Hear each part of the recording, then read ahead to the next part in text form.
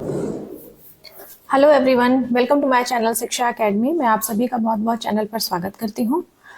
और थंबनेल देखकर आप समझ गए होंगे कि ये वीडियो किस बारे में होने वाला है। ठीक है, इस वीडियो में हम बात करेंगे CUET PG 2025, जिसमें हम स्पेशली दो सब्जेक्ट की बात करेंगे, एमएड एंट्रेंस की और MA एजुकेशन एंट्रेंस की। ठीक है, और ये एग्ज़ाम काफ़ी प्रेस्टिजियस एग्ज़ाम है, नेशनल लेवल का एग्ज़ाम है और इसका लेवल भी काफ़ी अच्छा रहता है।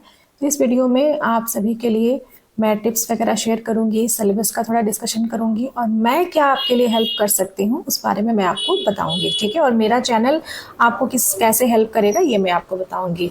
अब वीडियो शुरू करने से पहले मैं अपने बारे में एक छोटा सा इंट्रोडक्शन देना चाहती हूँ। मैंने 2024 में अपना एमएड कंप्लीट किया है।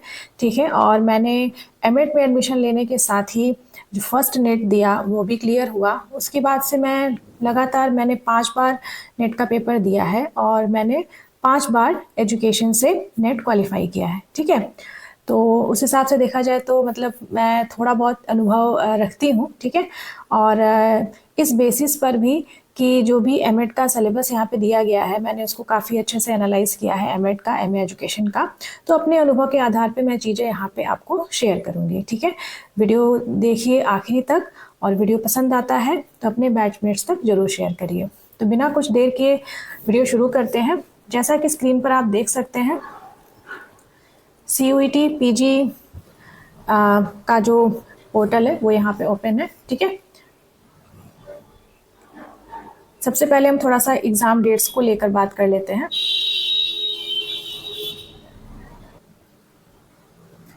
तो चलिए, स्क्रीन पर आप देख सकते हैं ये मेरा ड्राइव खुला हुआ है शिक्षा एकेडमी का। ठीक है, इसमें मैंने यहाँ पर ये आपका एमए एजुकेशन का सिलेबस है जिसका कोड है COQP16 और एमएड का कोड है COQP15। ठीक है, और यहाँ पे हम सिलेबस नहीं, सबसे पहले हम डेट्स की बात करेंगे।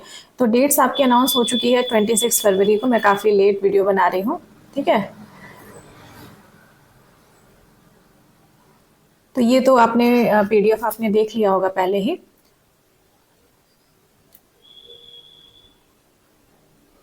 इसमें जो भी इंफॉर्मेशन यहाँ पे दी हुई है, अगर आपको किसी चीज़ से भी रिलेटेड, सिटी इंटीमेशन से रिलेटेड या फिर एडमिट कार्ड से रिलेटेड या किसी भी चीज़ से रिलेटेड, यहाँ पे आपको हेल्प डेस्क का नंबर दिया हुआ है, वहाँ पे आप कॉन्टेक्ट कर सकते हैं।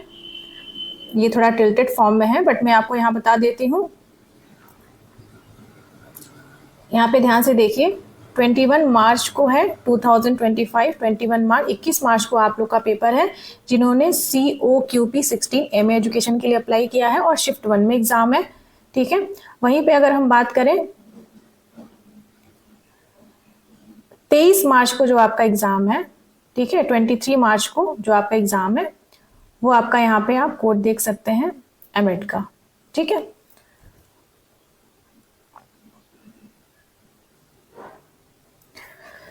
तो यहाँ पे मैंने छोटी सी बात एग्जाम डेट्स को लेकर करी। ठीक है, आपका 21 मार्च को एमए एजुकेशन का एंट्रेंस है और 23 मार्च को एमएड का एंट्रेंस है। ठीक है, तो ये दो बातें यहाँ पे हो गई। अभी मैं वीडियो में आपको बताने वाली हूँ, इसके सिलेबस को थोड़ा बताऊंगी। देखिए, अगर मैं बहुत शॉर्ट में बात करूँ तो काफ़ी हद तक सिलेबस आपका सेम है। ठीक है, यहाँ मैं सिलेबस के बारे में आपको बताऊंगी डिटेल में।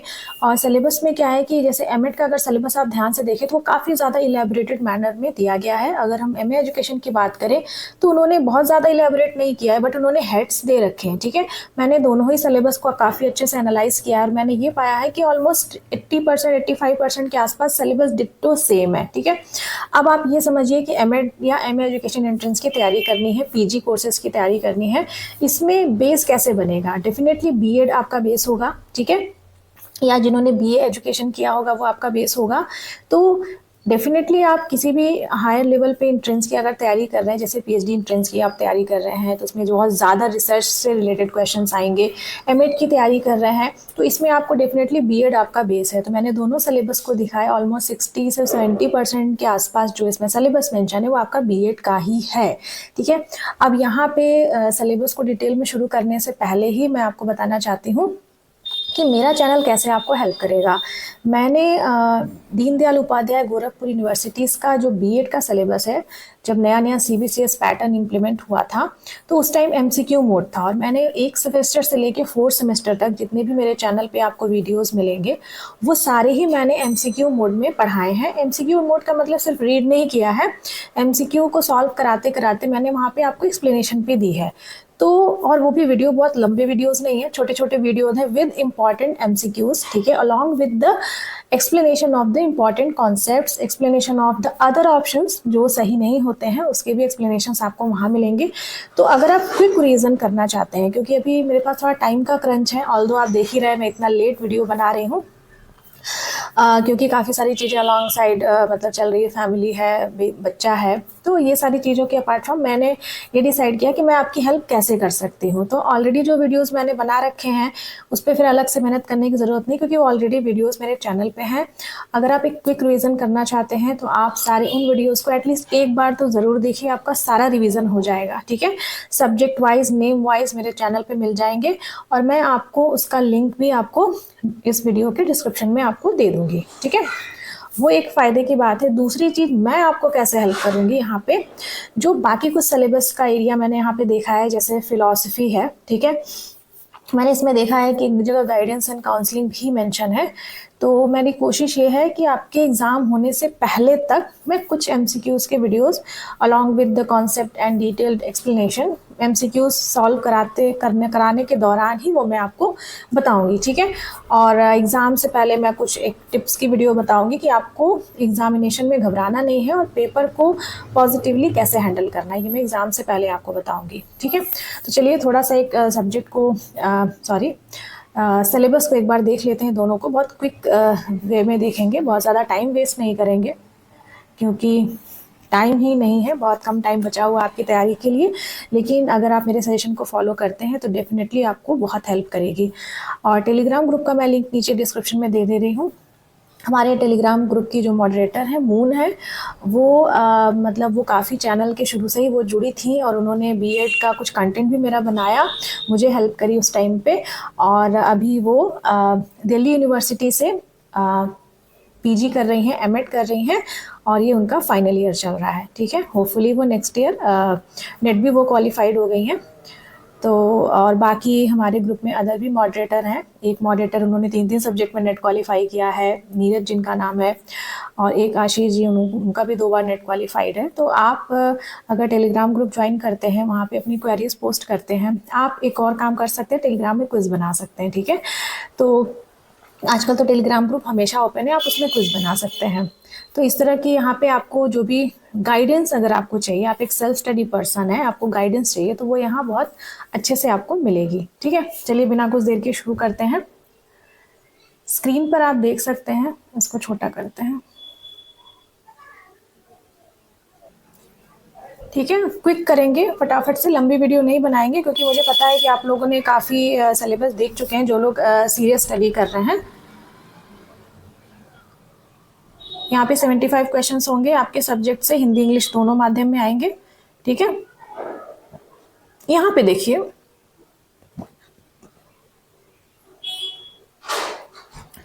ये जो यहाँ पे दिया है बेसिक्स ऑफ एजुकेशन, जिसमें लिखा है meaning and nature of education, ठीक है। मैं इसमें यहाँ पे ये बताऊंगी कि मेरे वीडियोस में आपको क्या क्या मिलेगा और क्या क्या नहीं मिलेगा। देखिए यहाँ पे मूक और नॉन फॉर्मल फॉर्मल की बहुत डिटेल में बात की गई है, ठीक है। और जो relationship between education and philosophy, ये जो सारी ही चीज़ें हैं, ठीक है, ये सारी चीज़ें भी आपको वहाँ वीडियोस में मिलेंगी। बट मेरा प्लान है कि एक थोड़ा सा बेसिक करके इस रिलेटेड जो फिलॉसफी वाला पार्ट है, स्पेशली जो फिलॉसफी वाला पार्ट है, उसको लेकर के मैं कुछ MCQs की वीडियोस बनाऊंगी, ठीक है। बेसिक आपको वीडियोस में मिल जाएंगे। आगे बढ़ते हैं, अगर हम वेस्टर्न स्कूल की फिलॉसफी की बात करें तो इसको भी मैं इसको कवर करूंगी, जो मैं अभी और कंटेंट बनाऊंगी, ठीक है। नेक्स्ट चलते हैं, Indian society and education, school as a social unit. इससे रिलेटेड कुछ एक किताबें हैं। अगर हम जॉन डुई की बात करें, जो एक प्रैग्मेटिस्ट हैं, ठीक है, डिटेल में मैं वीडियो में आपको बताऊंगी। उनकी कुछ किताबें लिखी गई हैं, काफ़ी बार उससे रिलेटेड क्वेश्चंस आता है, तो वो मैं वीडियो में कवर करूँगी यहाँ पे। अब हम देखिए यूनिट 3 की अगर बात करें तो यहाँ पे ऊपर वाले जो एरियाज़ हैं यूनिट 1 और यूनिट 2 में, इसको मैं कवर करूँगी एमसीक्यू के माध्यम में वीडियो में, ठीक है। अगर हम यहाँ पे यूनिट 3 की बात करें तो देखिए मैं ये सब कुछ मैंने अपने बीएड वाले जो वीडियोज़ हैं आप चैनल पर देखेंगे, उसमें मैंने सब कुछ डिटेल में बताया हुआ है। तो वहाँ पे फिर से कोई मतलब नहीं, आप वहाँ जाके एमसीक्यू की वीडियोस को देखिए, जिसमें आपको सब कुछ ये थॉर्नडाइक, पावलोव, पियाजे, वाइगोत्स्की, स्किनर, ये सब कुछ आपको मिल जाएगा बहुत डिटेल में, ठीक है। और आप ये लर्निंग है, मोटिवेशन है, पर्सनालिटी है, इंटेलिजेंस है, ये जो चारों एरियाज़ हैं ये बहुत ही ज़्यादा इंपॉर्टेंट है, बहुत ही ज़्यादा इंपॉर्टेंट है। इनफैक्ट अगर आप यहाँ पे तैयारी करते हैं तो आपको एमएड में भी हेल्प करेगा, ठीक है। एमएड द फ्यूचर में आपको हेल्प करेगा, क्योंकि बीएड है, एमएड है, फिर पीएचडी का एंट्रेंस आप देंगे। खैर अब तो एंट्रेंस नहीं हो रहा है, अब तो नेट के बेसिस पे मतलब एडमिशन्स होंगे। लेकिन अगर आप ये सब बेसिक्स तैयार करते हैं तो नेट के एग्ज़ाम में, क्योंकि डेफिनेटली आप एमएड करने जा रहे हैं, एमए एजुकेशन करने जा रहे हैं, तो नेट के एग्ज़ाम में आपको ये सारे बेसिक्स से भी रिलेटेड कभी कभी क्वेश्चंस आते हैं। एक बार तो क्वेश्चन जीन पियाजे का डायरेक्ट पूछा गया था कि सिम्बॉलिक करके कुछ क्वेश्चन था कि ये आपके किस स्टेज में आता है, बच्चा सिंबल्स कब समझना शुरू करता है, ठीक है। एसिमिलेशन अकोमोडेशन से रिलेटेड क्वेश्चन आया था, डायरेक्ट क्वेश्चन आया था। तो ये सारी चीज़ें आप अगर अभी पढ़ते हैं तो ये आपको आगे भी काम आएंगी, ठीक है। अगर यहाँ पे यूनिट 4 की बात करें तो ये सारी चीज़ें भी मेरे वीडियोस में आपको मिलेंगी, पर्सनालिटी मिलेगा, ठीक है। यूनिट 5 की अगर बात करें तो इंक्लूसिव एजुकेशन भी आपको वहाँ पे मिलेगा, ठीक है। क्योंकि डीडीयू का अगर बीएड का मतलब सिलेबस देखें तो बहुत अच्छा सिलेबस उन्होंने सीबीसीएस पैटर्न में बनाया है, और बाद में एमसीक्यू किया, फिर बाद में उन्होंने उसको पैटर्न सब्जेक्टिव कर दिया, ठीक है। यहाँ पे आपको ये मैं गाइडेंस एंड काउंसलिंग भी थोड़ा बहुत कवर करूँगी, ठीक है। और सर्व शिक्षा अभियान, राइट टू एजुकेशन, आप थोड़ा सा पढ़ लीजिएगा इसके बारे में, ठीक है। बेसिकली आप देखिए इस एरियाज़ में आप क्या कर सकते हैं, ठीक है।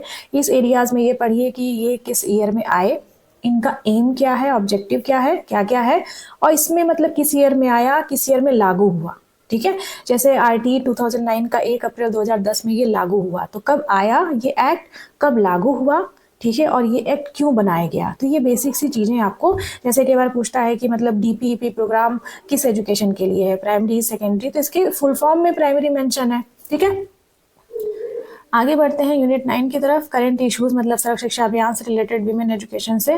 बाकी उसके बाद यहाँ पे आ गया, अब देखिए यहाँ पे देखिए, ये देखिए बहुत अच्छा है, यहाँ पे programme learning, simulation, micro teaching, ये सब कुछ मैंने पढ़ा रखा है, ठीक है।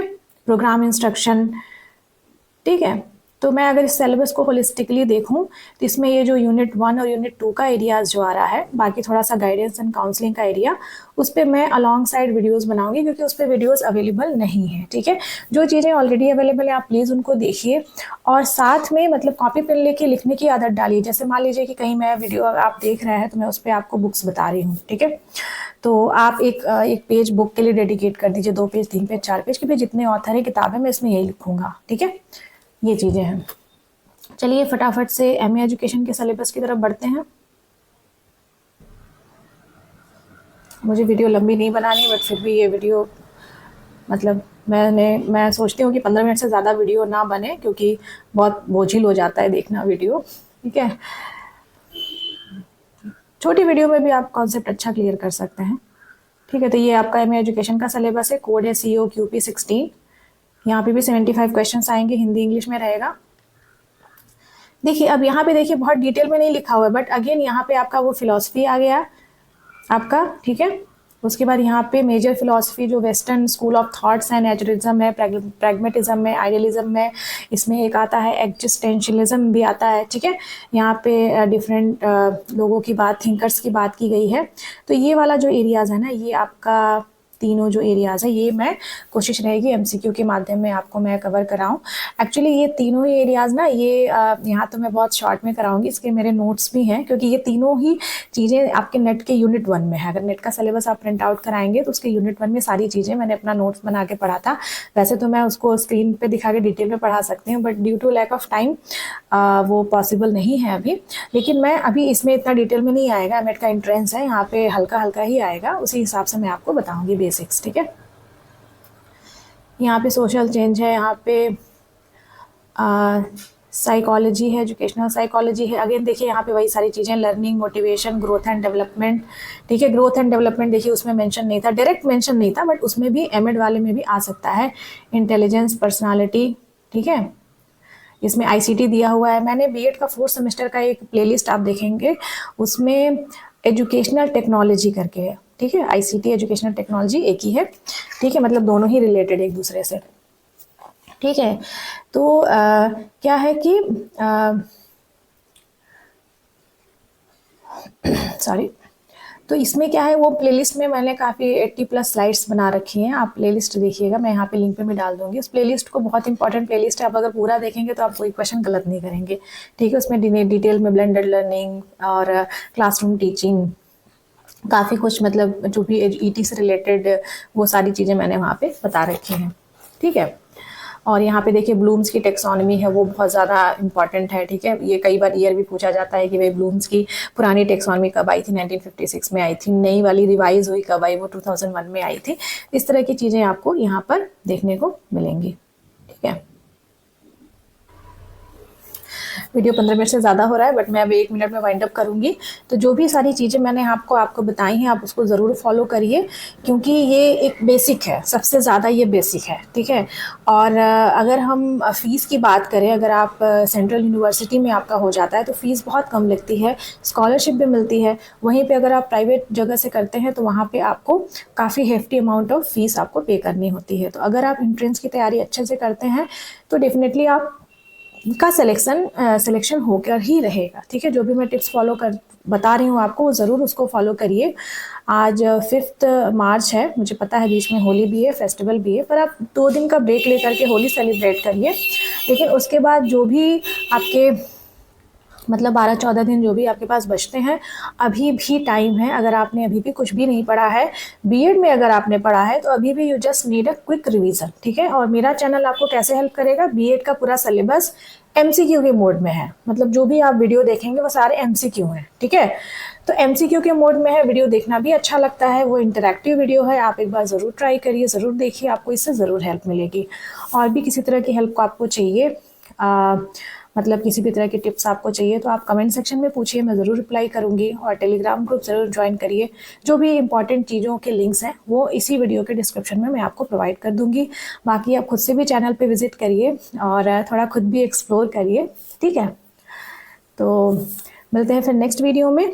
ठीक है, अभी मुझे कंटेंट बनाने में थोड़ा टाइम लगेगा, तो आप पेशेंट रहिए। मैंने अगर बोला है तो मैं डेफिनेटली वो कंटेंट बनाऊंगी, चाहे वो एग्ज़ाम के 4 दिन पहले बनाऊँ, 10 दिन पहले बनाऊँ। ठीक है, क्योंकि अच्छा कंटेंट बनाने में डेफिनेटली टाइम लगता है। ठीक है, और मुझे भी एक बार अगर अच्छे से आपको एक्सप्लेन करना है, चीज़ें एकदम बेसिक से समझानी है, तो मुझे अपने नोट्स का एक बार और रिवीजन करना पड़ेगा। ठीक है, क्योंकि एक एजुकेटर कभी भी सिर्फ एजुकेटर नहीं होता, वो खुद भी एक लर्नर होता है, हमेशा वो सीखता रहता है। तो मैंने भी अगर पढ़ा है तो मुझे फिर भी क्विक रिवीजन से मुझे काफ़ी हेल्प होगी, और फिर मैं आपको और ज़्यादा अच्छे से इलेबरेटेड मैनर में आपको चीज़ें बता सकती हूँ। जो चीज़ें अलग हैं वो मैं वीडियो में डेफिनेटली कवर करूँगी। मिलते हैं फिर नेक्स्ट वीडियो में। और जिन लोगों ने वीडियो लास्ट तक भेजा, please hit the like button और ज़रूर दोस्तों तक शेयर करिए।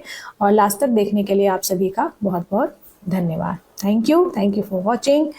All the best. मैं हर वीडियो में आप सभी को ऑल द बेस्ट बोलने वाली हूँ। ठीक है, तो all the best and be motivated. आप कर सकते हैं, अभी भी टाइम है। अगर आप अभी तक शुरू नहीं किए हैं, अभी भी कर सकते हैं। और मतलब इस ड्यूरेशन में आप डेफिनेटली एग्ज़ाम क्रैक कर सकते हैं, अगर आपके थोड़े भी बेसिक्स स्ट्रांग हैं।